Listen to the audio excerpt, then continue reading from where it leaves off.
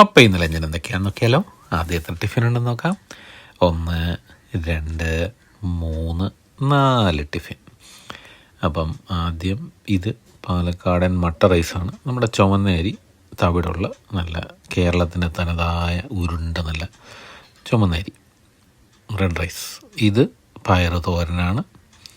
നല്ല ഫ്രഷ് പയർ കിട്ടി, അത് നല്ല തോരനുണ്ടാക്കി, നല്ല ടേസ്റ്റിയാണ്.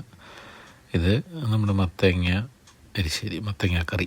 മത്തങ്ങ എരിശ്ശേരി എന്ന് പറയുമ്പോൾ അതിനകത്ത് പയറൊക്കെ ഇട്ട് വെക്കണം. കുക്കറിലടിച്ച് സ്മാഷ് ചെയ്തെടുക്കുന്നതാണ് ഈ മത്തങ്ങ. പോത്തവും താഴെ ഇട്ടു. ഈയിടെ ശ്രദ്ധയില്ലാതായിരിക്കണു. നാരായണ. ഇത് തൈര് ഞാൻ ബീറ്റ് ചെയ്ത് വെച്ചതാണ്. അപ്പം നാരായണൻ്റെ തൈര് ഞാൻ മാറ്റി വെച്ചു.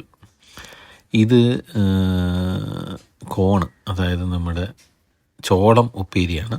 ഇത് മോരുകറി അല്ലെങ്കിൽ പുളിശ്ശേരി, പാലക്കാടൻ സ്റ്റൈലിലുള്ള പുളിശ്ശേരിയാണ്. നല്ല മഞ്ഞ കളർ, വേറൊരു കളർ. പിന്നെ ഇത് പൊന്നിയരിയാണ്, കോലം റൈസ് എന്ന് പറയും. ഇത് മുളക്, നമ്മുടെ വറ്റൽ മുളക്.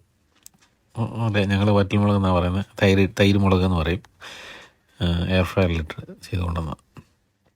അപ്പോൾ ആദ്യം പുളിശ്ശേരി എടുക്കാം. പിന്നെ ചോളം ഉപ്പേരി, ഇത് ഞാൻ ആദ്യമായിട്ടാണ് കഴിക്കുന്നത്. പാലക്കാടൻ ഡിഷാണെന്ന് തോന്നുന്നു. അപ്പം മത്തങ്ങ എടുത്തു, പിന്നെ പയർ തോരനെടുത്തു, അല്പം പിക്കിളൊന്ന് തൊട്ടു, പിന്നെ തൈര് ഒഴിച്ചിട്ടുണ്ടായിരുന്നു. അത് പിന്നീട്. അപ്പോൾ ഇതൊക്കെ പുളിശ്ശേരിയൊക്കെ ഉള്ളതുകൊണ്ടേ തൈരിൻ്റെ ആവശ്യമില്ലായിരുന്നു, പക്ഷേ തൈര് പിന്നെ ഒഴിച്ച് കഴിച്ചു. അപ്പോൾ എല്ലാം കൂടെ ഒന്ന് മിക്സ് ചെയ്ത് നമുക്കൊന്ന് കഴിച്ച് നോക്കാം. ഇന്ന് നല്ല നാടൻ റൈസാണ്. നല്ല ടേസ്റ്റി കോമ്പിനേഷനാണ്. എന്തൊക്കെ പറഞ്ഞാലും രുചി നാടൻ റൈസിനാണ്.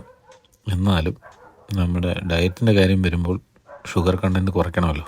അപ്പോഴാണ് മില്ലറ്റിൻ്റെ റോൾ വരുന്നത്.